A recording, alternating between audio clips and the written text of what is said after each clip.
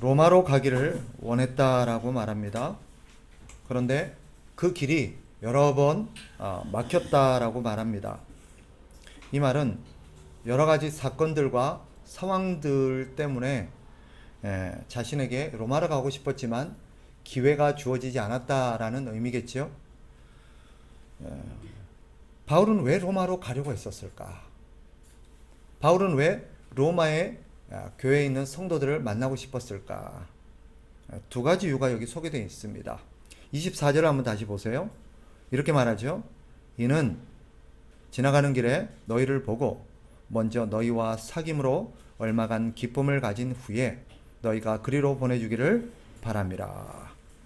두 가지 이유가 소개됩니다. 첫째는 로마 교회 성도들과 교제하고 싶었다라는 거예요.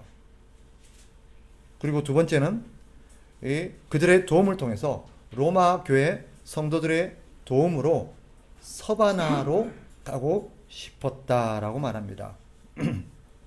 서바나는 지금의 스페인을 의미합니다. 그러니까 바울은 자신의 계획 속에 이 로마를 지나서 스페인으로 가고자 하는 그의 계획이 있었다라는 것을 알 수 있지요. 이 내용을 통해서 우리는 두 가지 사실을 깨닫게 됩니다. 바울은 의도했든지 의도하지 않았던 이 글을 통해서 우리에게 두 가지 교훈을 주고 있습니다. 첫째는 성도 간의 교제는 인종과 국적과 문화를 초월하는 것이라는 점이지요. 바울은 유대인이죠. 그리고 로마 교회 성도들은 이방인입니다.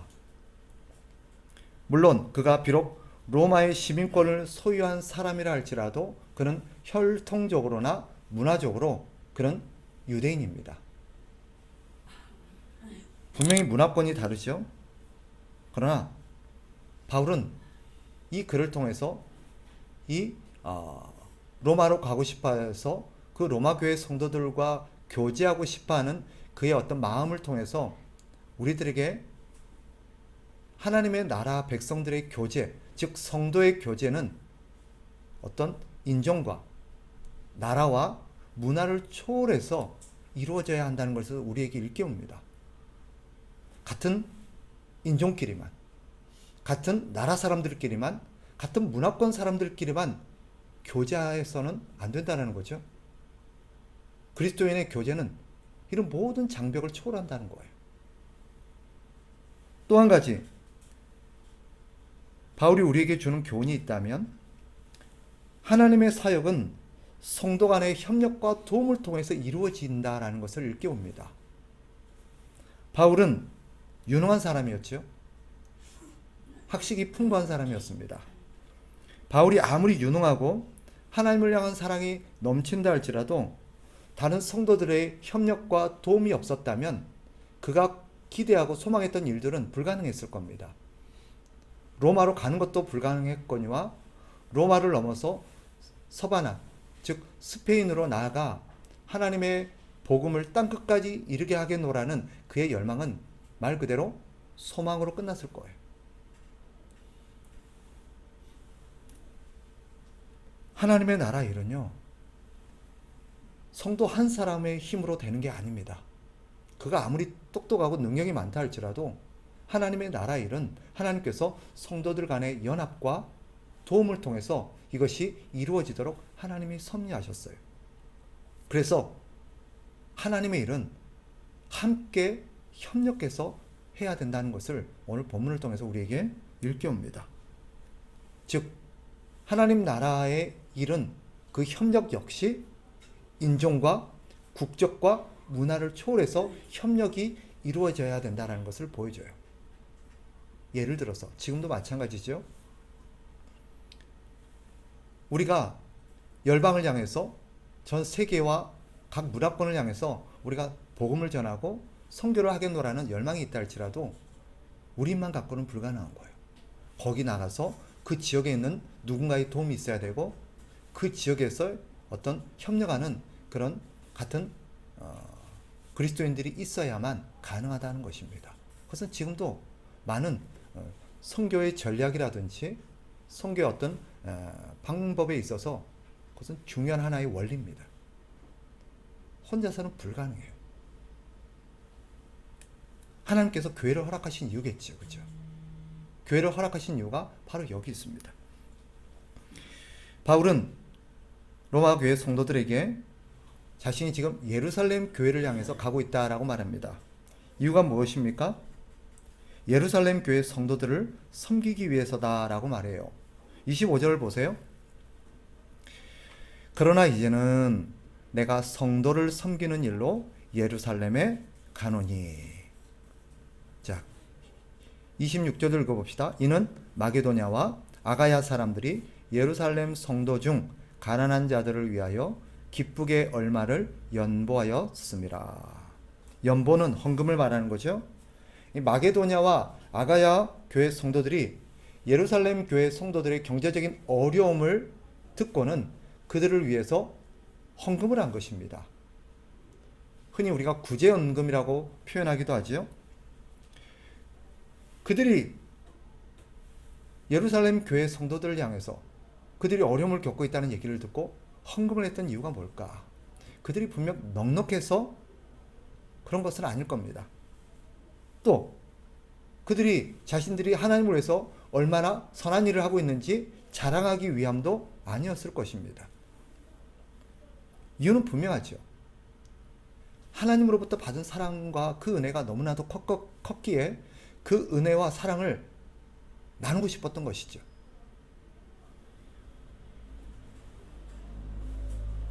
그런데 우리가 여기서 질문해 봐야 될 게 있습니다. 의문을 가져봐야 될 게 있다면 이거예요. 바울이 이 로마 교회 성도들에게 이 마게도냐와 아가야 교회 성도들이 예루살렘 교회를 위하여 헌금했다는 얘기를 하고 있고, 그것을 위해서 내가 지금 예루살렘으로 가고 있다는 얘기를 이 로마 교회 성도들에게 말하는 의도가 무엇이겠냐라는 것입니다. 로마 교회 성도들에게 지금 이 이야기를 왜 하고 있을까라는 거예요.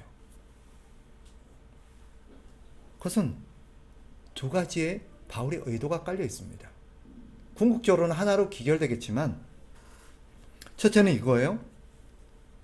성도들의 사랑, 성도의 사랑이 어떠해야 하는가 하는 것을, 성도의 사랑이라는 것이 갖고 있는 특징이 무엇인가를 로마 교회 성도들에게 일깨워 주고자 함이었던 거지요. 즉 이런 것입니다. 성도의 사랑이라는 것은 인종과 국적과 문화를 초월해서 나타난다는 것이고 베풀어진다는 것입니다. 예루살렘 교회 성도들은 유대인들입니다. 반면 마게도냐와 아가야 교회 성도들은 이방인들이죠. 그런데 우리가 아는 것처럼 지금까지 유대인들은 이방인들을 무시했어요. 뿐만 아니라 무시를 넘어서서 혐오했습니다.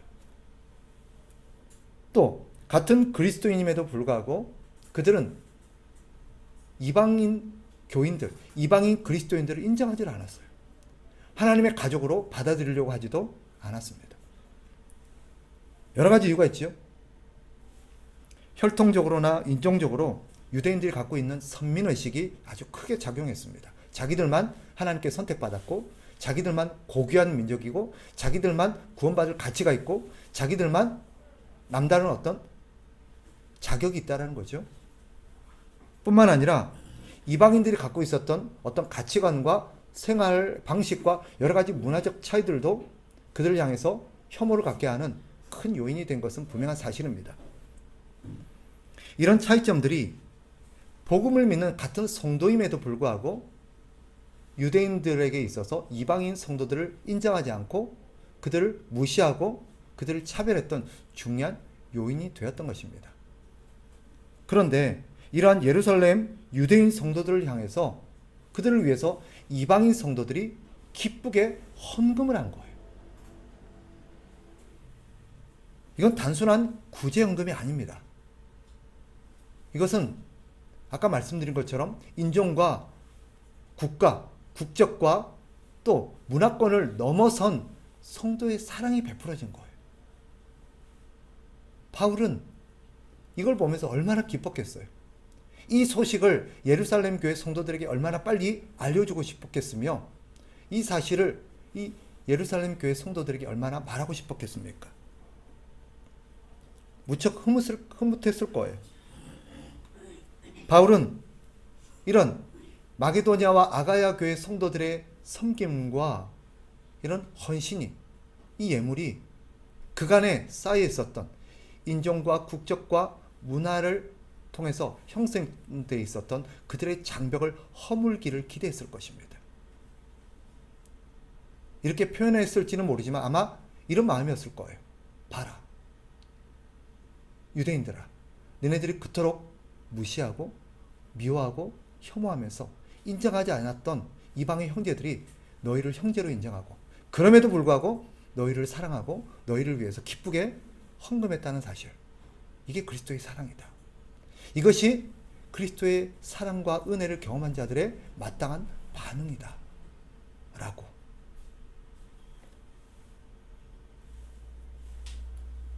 그렇다면 로마 교회 성도들에게 이 이야기를 하는 의도는 분명하겠죠.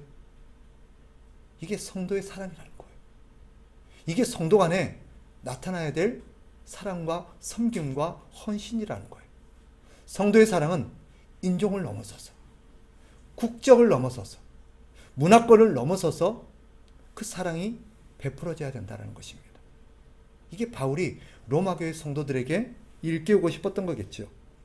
멀리 떨어져 있는 마게도냐와 아가야 성도들이 타 지역에 있는, 타 국가에, 타 문화권에 있는 성도들에게까지 그런 사랑과 은혜를 베풀었다면, 하물며 같은 지역, 같은 문화권 안에 있는, 같은 국가 안에 있는 그런 성도들에게는 이런 사랑과 섬김이 얼마나 잘 베풀어져야 되겠느냐라고 말하고 싶었던 것이 바울의 의도였을 것입니다.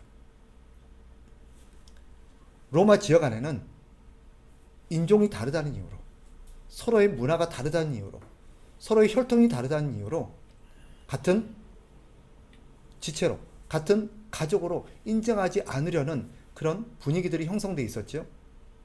바울은 마게도냐와 아가야 교회 성도들이 예루살렘 교회 성도들을 향해서 헌금했던 이 사실을 로마 교회 성도들이 얘기하면서 이게 성도 간의 사랑이야, 이게 바로 은혜 받은 자의 합당한 모습이야 라고 말하고 싶었던 것입니다.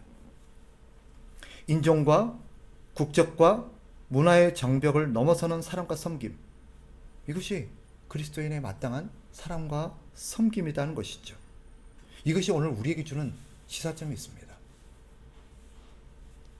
이것이 바로 우리가 일본에 있는 성도들을 사랑하고 일본에 있는 성도들을 위하여 기도해야 될 이유예요. 이것이 우리가 북녘 땅에 있는 우리 동포들을 위해서 사랑하고 섬겨야 될 이유입니다. 이것이 중국 땅에 있는 우리의 그런 믿음의 형제들을 위해서 기도하고 그들을 섬겨야 될 이유인 것입니다. 우리는 국적이 다르다고, 역사가 다르다고, 인종이 다르다고, 문화가 다르다고 그들을 외면하고 그들을 적대시하고 그들을 인정하지 않으려는 그런 마음들이 있었지요.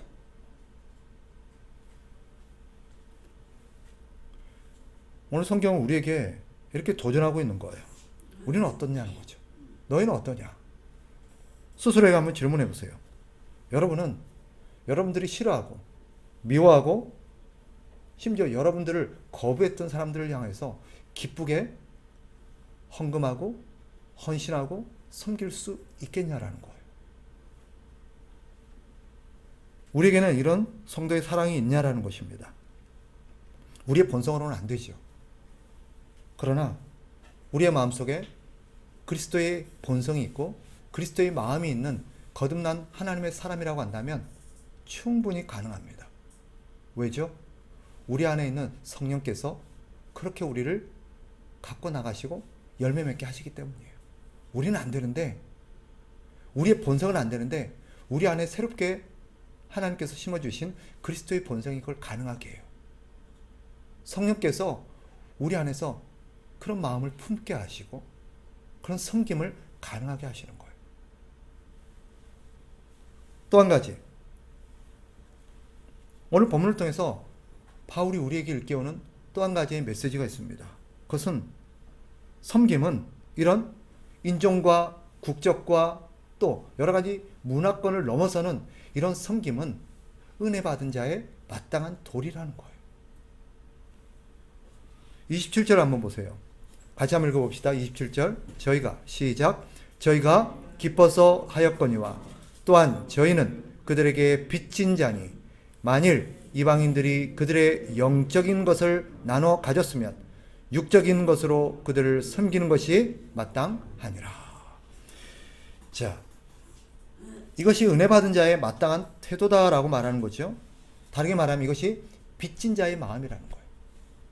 즉 신자는 어떤 사람이라는 것이죠? 빚진 자예요. 사랑의 빚을 지고 있다는 것입니다. 영적인 은혜의 빚을 지고 있어요. 우리가 인정하든 인정하지 않든 우리가 그것을 어떻게 생각하든 부인할 수 없는 사실이 뭐예요? 하나님의 은혜의 복이 유대인들을 통해서 이방인에게 흘러왔다는 것을 부정할 수 없는 사실이에요. 그들 중에는 이방인을 혐오한 사람도 있었고 거부한 사람도 있었고 이 복음이 이방인에게 흘러가기를 원하지 않았던 사람도 있을 수 있어요. 요나와 같은 사람들이 분명히 있었을 것입니다. 그럼에도 불구하고 하나님은 그들 가운데 바울과 같은 사람들을 일으켰고 베드로 같은 사람들을 일으켰고 하나님의 신실한 사람들 같은 그런 인물들을 일으켜서 이 복음이 이방인에게까지 흘러가도록 이방인에게도 이 복이 전수되도록 분명히 섭리하셨어요. 어쨌거나 분명한 사실은 뭐예요? 하나님의 은혜의 복이 유대인들을 통해서 이방인에게 흘러왔다는 사실이에요. 그 복은 유럽의 사람들을 통해서 아메리카를 거쳐서 이 동양 땅까지 흘러왔다는 사실입니다. 우리 역사 가운데 유럽 사람들이 이 아시아에 끼친 해악들, 또 서구의 여러 가지 문명권에 있는 사람들이 아시아권에 끼쳤던 역사적인 해악과 그런 잔인한 압제와 포악한 일들은 부정할 수 없는 역사적 진리입니다. 그럼에도 불구하고 그들을 통해서 이 하나님의 은혜의 복이 우리에게 흘러왔다는 사실 또한 부정할 수 없는 사실이에요. 그렇다면 우리는 어쨌거나 하나님의 은혜의 복에 대해서 그들에게 빚진 자라는 거예요. 빚진 마음을 갖고 있어야 하는 거예요. 그럼 빚진 자의 합당한 태도가 무엇입니까?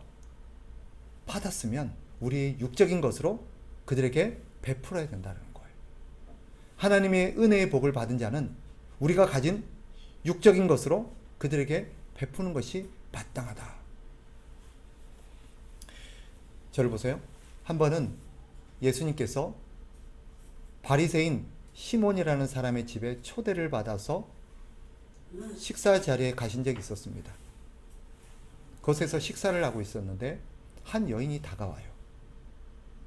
한 여인이 향유를 든 옥합을 들고 오더니 그것을 예수님의 머리에 붓고 그리고 자신의 머리털로 예수님의 발을 씻는 그 일을 한 것입니다. 많은 사람들이 깜짝 놀라서 예수님을 바라봤죠. 바리새인, 예수님을 초대했던 바리새인 시몬도 예수님을 바라보았을 것입니다. 그때 예수님께서 그 여인의 모습을 보시더니 바리새인 시몬을 향해서 말씀하십니다. 그 여인이 왜 그런 향유를 붓게 되었는지 분명하진 않지만 예수님이 그 이유를 이렇게 우리에게 보여주시죠. 누가복음 7장 37절 38절 말씀입니다. 제가 읽어드릴게요. 그 동네에 죄를 지은 한 여자가 있어 예수께서 바리새인의 집에 앉아 계심을 알고 향유 담은 옥합을 가지고 와서 예수의 뒤로 그 발 곁에 서서 울며 눈물로 그 발을 적시고 자기 머리털로 닦고 그 발에 입 맞추고 향유를 부으니. 짐작컨대 이 여인은 예수님을 만난 적이 있고 예수님으로부터 용서라는 은혜를 경험했던 것 같아요. 자신의 추악하고 부끄러운 삶에도 불구하고 예수님께서 그에게 사죄의 은총을 베풀어 줬던 거겠죠. 이 여인의 섬김이 있은 후에 예수님이 시몬을 향해서 이렇게 말씀하십니다. 들어보세요. 너는 내게 입맞추지 아니하였으되 그는 내가 들어올 때부터 내 발에 입맞추기를 그치지 아니하였으며 너는 내 머리에 감람유도 붙지 아니하였으되 그는 향유를 내 발에 부었느니라. 이러므로 내가 너에게 말하노니 그의 많은 죄가 사하여졌도다. 이는 그의 사랑함이 많음이라. 사함을 받은 일이 적은 자는 적게 사랑하느니라.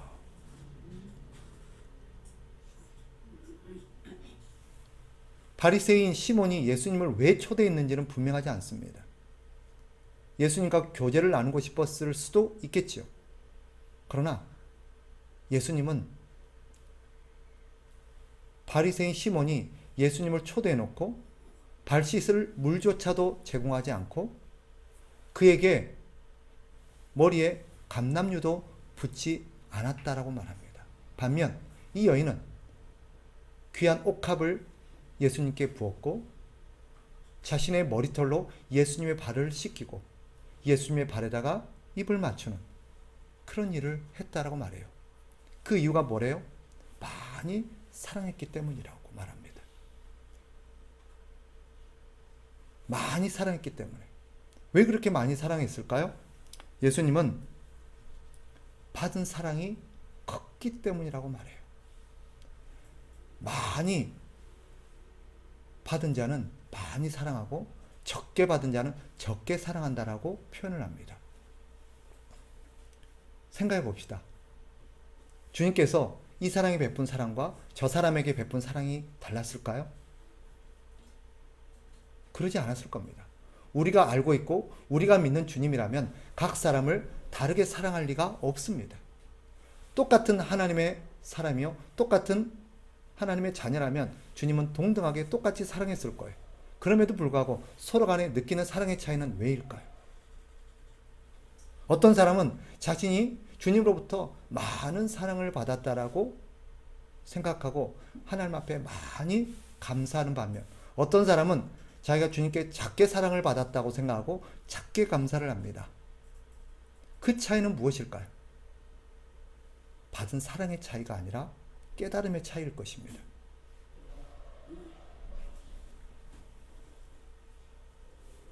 하나님으로부터 받은 사랑이 많다고 느끼는 사람, 그 사랑의 깊이를 많이 깨달은 사람은 하나님께 많이 감사하고 많이 사랑할 것입니다.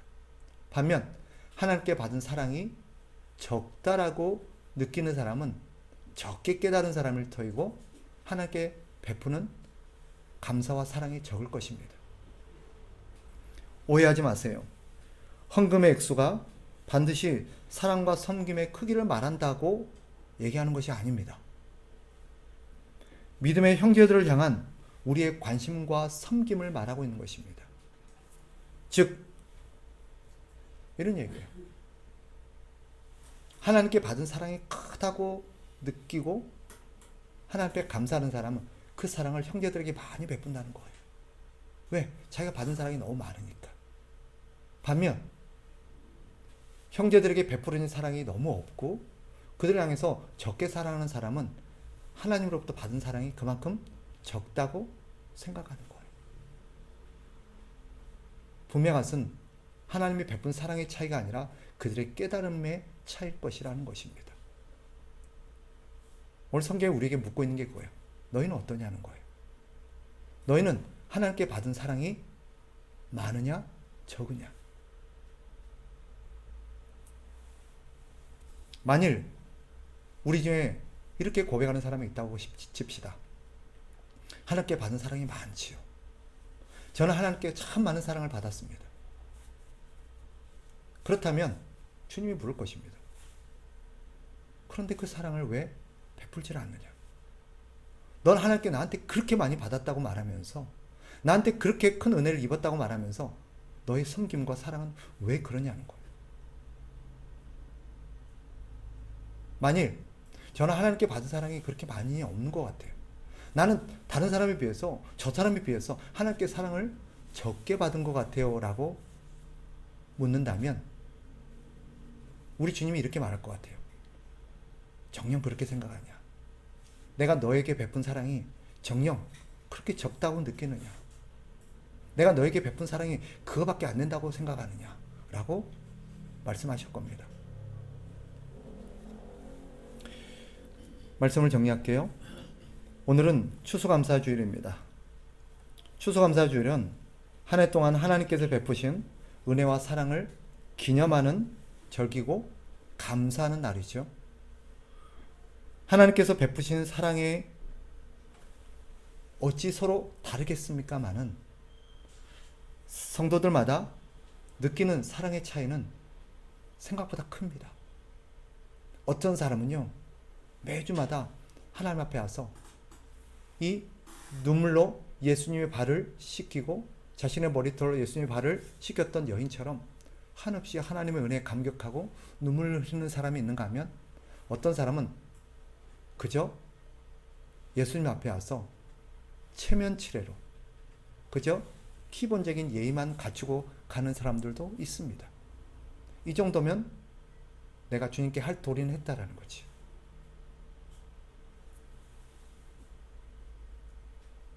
그들에게 묻고 싶어요.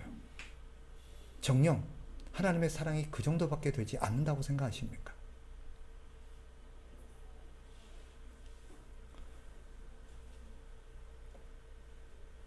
받은 사랑의 차이가 아니라 깨달음의 차이라고 저는 생각합니다.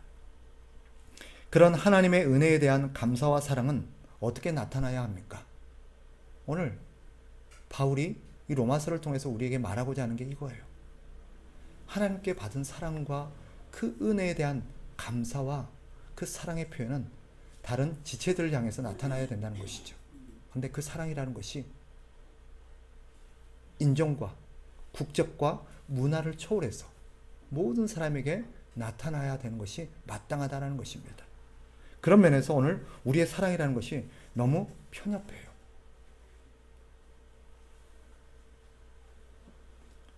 성도들의 사랑, 그 성도들의 섬김은 오늘 본문을 통해서 두 가지 특징을 가진다고 말합니다. 첫째는 아까 말씀드린 것처럼 인종과 국적과 문화를 넘어서는 사랑해야 된다는 것이고, 두 번째는 빚진 자의 마음으로서 그 섬김을 당연하게 여긴다라는 것입니다. 오늘 말씀을 통해서 저와 여러분들이 가슴에 새겼으면 하는 마음이 있습니다.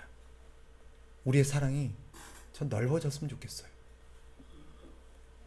그 하나님께 받은 사랑이 크고 하나님께 받은 은혜가 크다고 믿는다면 우리는 그 은혜와 사랑을 성도들을 향해서 나타나야 한다라고 말씀드리고 싶습니다. 그런 마음으로 성도들을 도웁시다. 다른 성도들을 도웁시다. 다른 성도들을 섬깁시다. 필요하다면 물질로도 돕고, 필요하다면 우리의 노동력으로도 돕고, 필요하다면 그들을 위해서 눈물 뿌리는 기도도 있어야 될 것입니다. 자신을 미워하고 싫어하는 성도라도 도움이 필요하면 돕는 것이 마땅합니다. 일본에 있는 성도들도 돕고, 북한에 있는 성도들도 돕고, 중국에 있는 성도도 도우며, 러시아에 있는 성도들도 도와야 합니다. 하물며 같은 지역에 있는 교회와 성도이겠습니까? 아이러니하게도 타 지역에 있는, 타 문화권에 있는 성도들을 위해서 기도하고 타 문화권에 있는 성도들은 도우면서도 같은 지역권 안에 있는 교회와 성도들은 우리가 외면하는 현실은 참 아이러니합니다. 저 아프리카와 저기 멀리 있는 다른 지역권의 문화권에 있는 교회와 성도를 위해서는 그렇게 기도하면서도 우리 옆에 있는 교회를 위해서는 기도하지 않아요. 이상한 거 아닙니까? 우리 교회를 위해서 기도하는 것은 당연하겠지만 이제 그 기도와 그 섬김과 사랑이 다른 사람들을 향해서도 나타나야 돼요. 심지어 우리가 싫어하고 미워하는 사람들, 우리에게 아픔을 줬던 사람들에게까지. 그것이 타당하다면 이제는 우리의 섬김과 사랑은 우리 주변의 많은 사람들 향해서 나타나야 합니다. 우리 주변에 있는 교회들을 위해서 기도합시다. 우리 주변에 교회가 어려움을 겪고 있다면 기꺼이 우리가 갖고 있는 물질을 나눌 필요가 있어요. 그래서 제가 기도하고 생각하고 있는 것이 그겁니다. 내년부터는 이제는 우리가 우리뿐만 아니라 다른 지역의 교회, 우리 옆에 있는 교회, 다른 성도들을 위해서도 기도하고 도울 수 있는 그런 우리가 섬김을 해야겠다라고 생각합니다. 우리의 정보가 부족하죠? 주변에 여러분들이 듣고 있는 정보들이 있다면 어느 교회 성도들이 어려움을 겪고 있대요. 어느 교회 성도가 힘들어한다고 합니다. 그럼 그 교회의 성도니까 그 교회가 도와야지. 아니에요. 우리가 도울 수 있으면 도우면 됩니다. 그 교회는 그 교회에서 하는 거고 우리는 우리대로 하면 돼요. 우리 교회 성도 아니라고 우리가 신경 안 써도 되는 게 아닙니다. 우리 교회 아니라고 교제해서는 안 되고 그들을 위해서 기도해서는 안 되고 아니에요. 괜찮습니다. 그게 성도의 사랑이에요. 돈이 꼭 많아야만 돕는 것은 아닙니다. 저는 그 차이가 있다면 돈의 차이가 아니라 받은 사랑과 깨달음의 차이일 거라고 생각해요. 돈이 작더라도 내가 가진 게 부족하더라도 하나님의 사랑이 크고 받은 은혜가 크다고 믿는다면 그것이라도 나누는 마음이 분명히 있을 겁니다. 저는 우리 성도들이 좀 그랬으면 좋겠어요.